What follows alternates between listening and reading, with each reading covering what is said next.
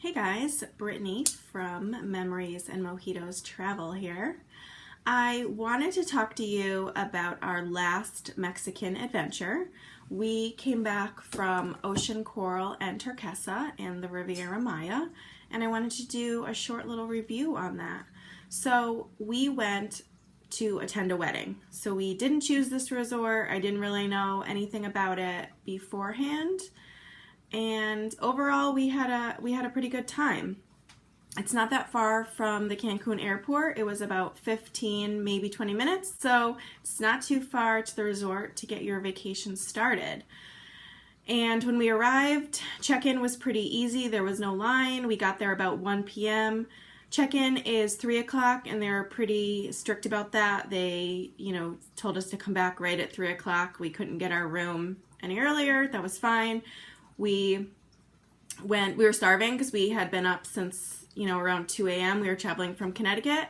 So we went and we got some lunch, and then we were waiting for some other family members to arrive. So we had lunch, and then we went back to the lobby, had some cocktails, and just waited for the rest of our party to arrive.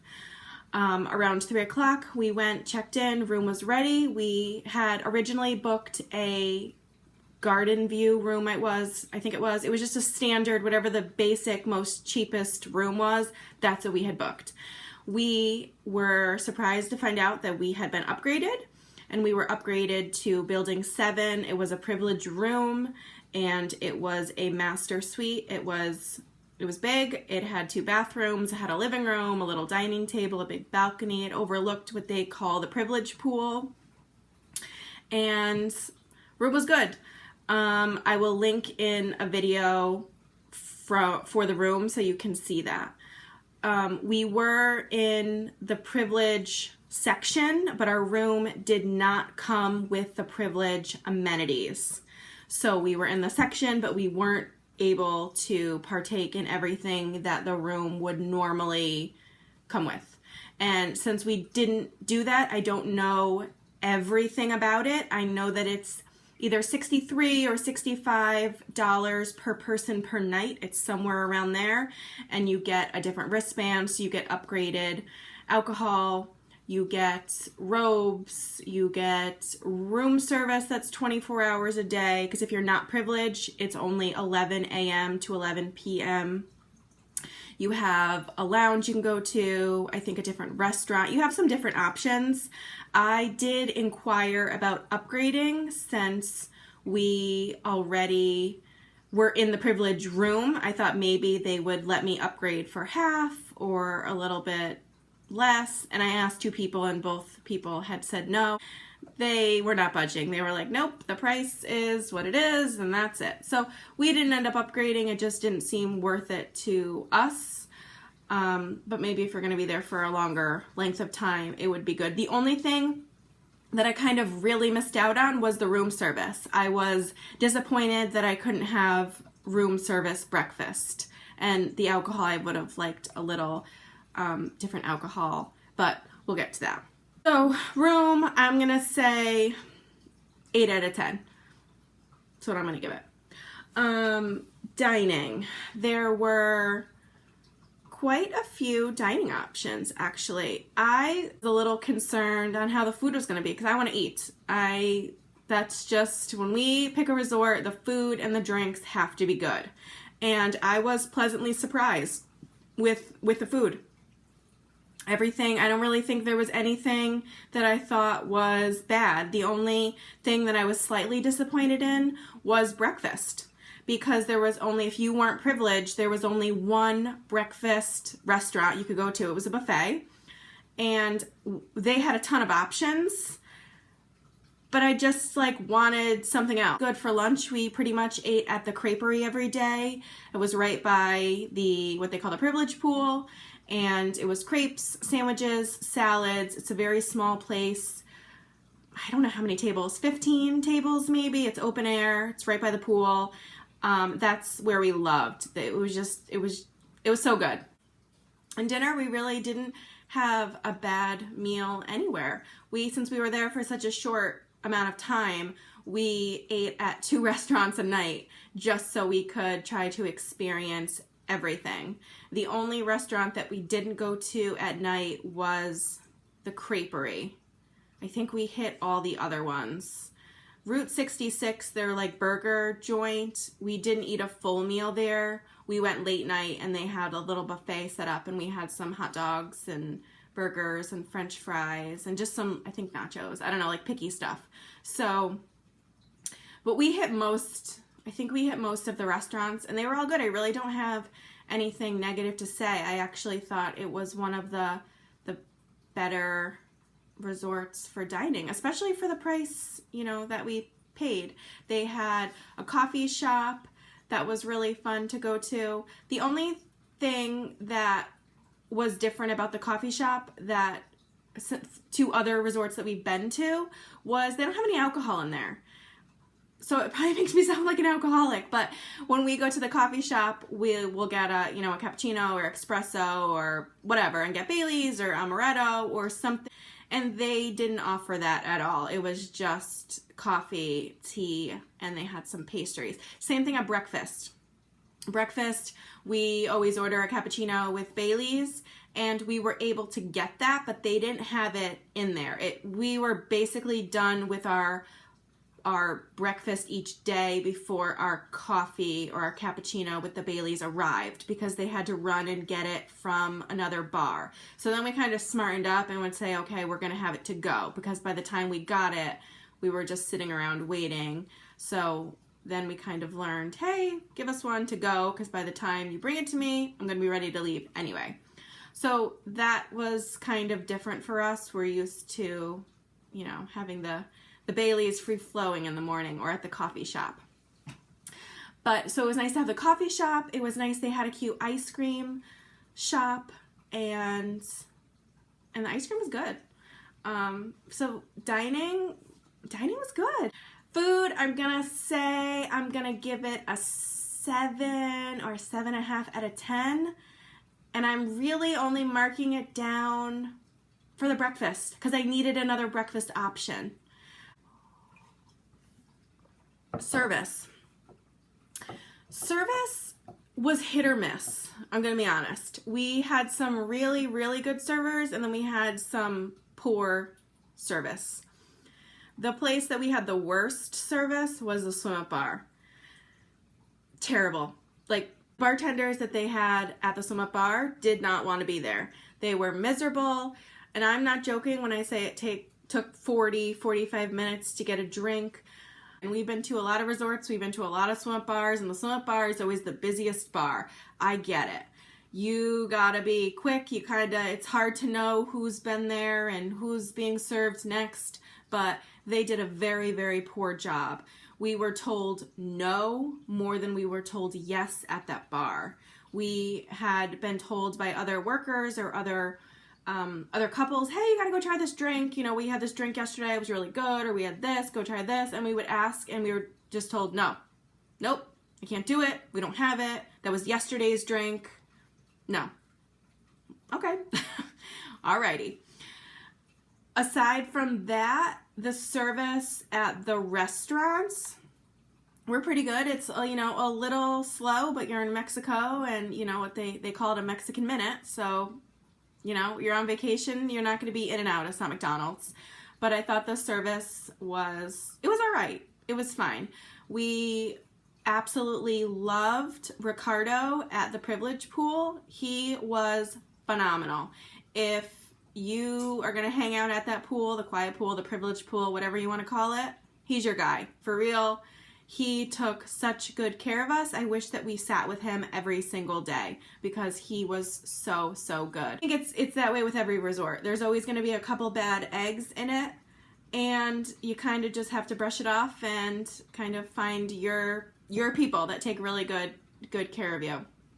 So service, I'm going to give it a 6 out of 10. I think that's what I'm going to give it. I think I'm going to do a 6 out of 10. The grounds, it's not that big of a resort. It was kind of very compact. You definitely don't need a golf cart to get anywhere. The restaurants are kind of all centrally located. Grounds were pretty. I think they did a good job of, you know, upkeep. you're very close to the beach, so it's not that far. Like it's a very narrow beach. It's actually the most narrow beach I think that I've seen. When we went, the beach was not looking so good. It was very seaweedy. I actually never even put my feet in the water. It just didn't look so good. And I think it was just a problem all around Cancun at this time. I know they've been having a problem for quite a few months. I don't think I saw anyone in the water when we were there, but I'm sure once the seaweed is out, I'm sure it's a much, much nicer beach. Value for money. I thought the value for money was great. We paid in total for our whole trip $1,657, and that included our airfare and our 3 nights at the resort, and our air actually was more than the resort was. So we were flying from Connecticut, and it cost us $933 from Connecticut. We had to stop in Miami. Our resort for the 3 nights was $725. So we actually had a 15% off coupon and knocked it down to like $242 a night, which I thought was fabulous. I mean, that's much cheaper than we are used to paying. We're normally, $500 and up range. So I didn't really know what to expect. I was like, ooh, it's a little cheaper than we normally would go to. But overall, I thought it was good. I was happy with it. Because again, for me, the food sold it. There's resorts that cost less money and the food shows. I've been to resorts where it was more expensive and this food was better than there. So I was happy with that. The only thing that for me was kind of lacking was the entertainment was lacking a little bit at night. We only saw one show. We saw The Lion King. It's kind of just pitiful. The theater, my son's elementary school theater, is better than this theater. It's just a small room, just chairs, no tables. You're kind of packed in like sardines. It was so hot in there. There really wasn't much ventilation. And this was in the beginning of February. I couldn't imagine this place in June or July. And the show was okay. I'm not a huge entertainment person. I don't really love the shows anywhere. I'm more into music. I just want to sit with a cocktail, listen to the live music. So that's what we did. We went to the one show. We were maybe there for 5 minutes. It was so hot in there. There was, nowhere to get a drink. We're used to, a bar, drink service, something. They didn't have that. So I think that is something that they could definitely improve on, is making a little bit better of a theater. They did have an open air theater, or an open air stage, which I'm assuming that they sometimes do things out there. And the 3 nights that we were there, we never saw that. So that was disappointing, because I think that I would have liked the entertainment a little more had we not been so hot and so crammed in there. I also missed a sports bar. There was nowhere casual to just kind of hang out. At night, most people hung out in the lobby, and that was nice. But I kind of wanted something just a little, like I said, just a little more casual, a little more chill. So I think a sports bar would be a nice addition as well. Somewhere, just some pool tables, some darts, TVs, I don't know, somewhere to hang. But overall, I thought it was great. For the money, it was really, really good. For $725 for 3 nights for all your alcohol and all your food and a place to sleep, I don't think you're gonna find a better deal for how good the food was. The alcohol, for me, it lacked a little bit just because I wasn't privileged. So I like real Baileys. I like real amaretto. And I couldn't get that. They had the off-brand, the fake stuff.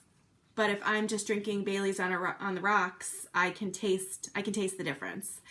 So, but was it worth it to me to upgrade to pay $120 a day just so I could have Baileys? No. If I went back again, I would just buy a bottle of Baileys at the airport, call it a day.